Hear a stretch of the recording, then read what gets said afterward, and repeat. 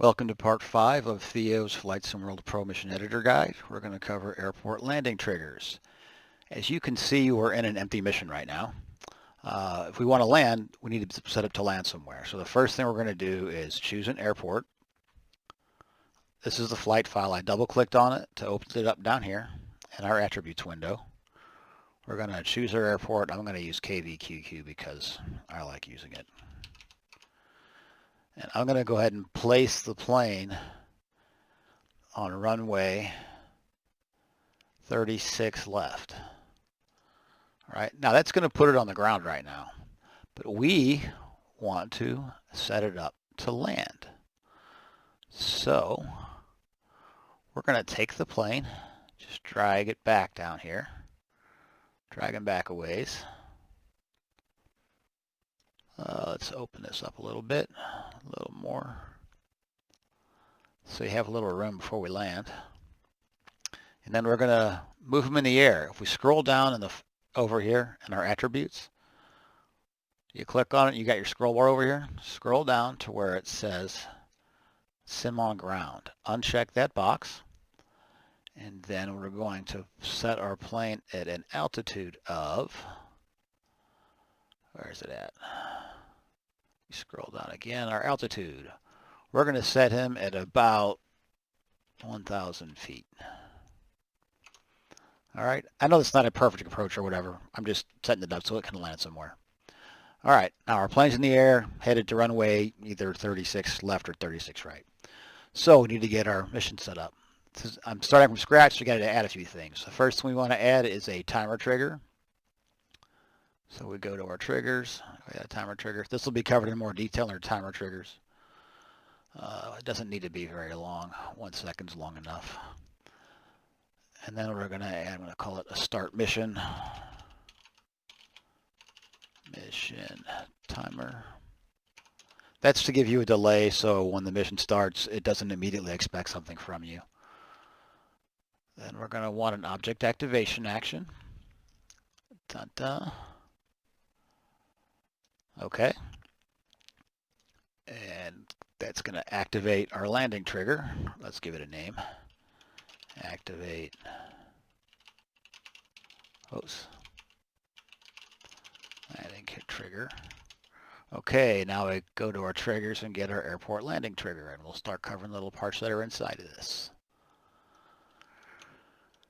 Okay, scroll over. Now, because we're using an object activation action, this activated should be set to false. All right. We're only going to land once, so one shot true is fine. Airport ident. We need to identify what airport we're going to land at. So we go down to our airport ident box, open up the 3 dots to browse box, and pick your airport. It's going to be KVQQ. Dun-dun. And now it's going to point to that airport. Let's see, let's call it KVQQ landing trigger. The next item in here is landing type. It currently says full stop. If we open this up, there's any, full stop, and touchdown. If you specify a full stop landing, the user has to land the plane properly. If they slam it to the ground, it won't register. If you use touchdown and they slam it to the ground, it won't register.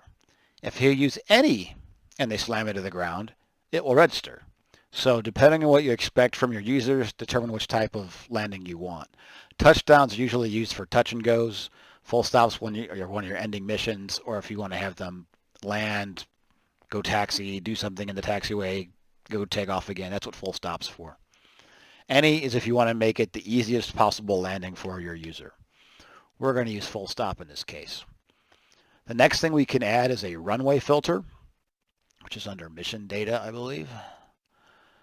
And what a runway filter does, if we add it, you specify what runway you want them to land on. In this case, if I go in here and I specify 36 and then left, they would have to land on runway 36 left. If I specified 36 right, it would have to be 36 right, etc., etc., etc. If you don't use a runway filter, they can land on any runway at the airport wherever they want. And that's all the aspects of an airport landing trigger. However, I didn't need to do all these steps, this timer trigger and activate landing thing. I could take these completely out, just delete them. Sure, wipe out those 2 nodes and change this activated to true, and that trigger will fire. Now, one thing we haven't done, we haven't added in, what do we want it to do when we land? Well, normally, we want to play, oops, let's fix that.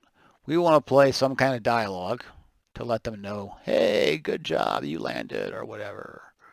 So let's create a dialogue real quick. Successful. Oops, I can't type.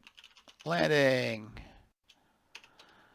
And we're going to cheat to create our sound file. We're going to do a mission. Let's see, I don't know if it's going to work or not. It probably won't. Yeah, I got to give it a name. So the first thing we need to do, we need to create a sound file. So I'm going to copy one from somewhere else. Oops, let's go find one. Just copy a file. I'm going to copy that. Let's open this back up again. I'm opening the browse thing. I need to make sure I go to PME Guide Part 5 Sound. I'm going to rename it Landed.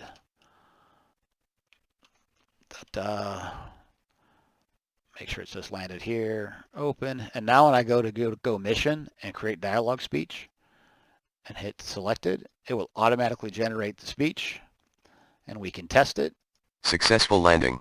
So it would play successful landing if we landed. If we want the mission to end, I would put in a goal resolution action along with the goal. And that would be a complete mission, right? That's it. That's just an approach and land on runway 36 right. The reason you would use an airport landing trigger with activated set to true like this, say you want to let your user fly around and do whatever, as long as they land at the airport at the end where you want them to land. If that is set to true all by itself, like this is set up currently in its own little node, whenever the player lands, this stuff would fire appropriately, even if they skip all their stuff in your mission that you want them to go do. No matter what, the mission will end when they land. That's one reason to do it this way. I usually do this when I create my missions, so that if somebody's screwing around and not really following the mission, it will still complete properly when they land. Most people use the object activation actions with activated set to false, so they have to follow the mission to get it to trigger at the end. It's up to you how you build your missions. That's it.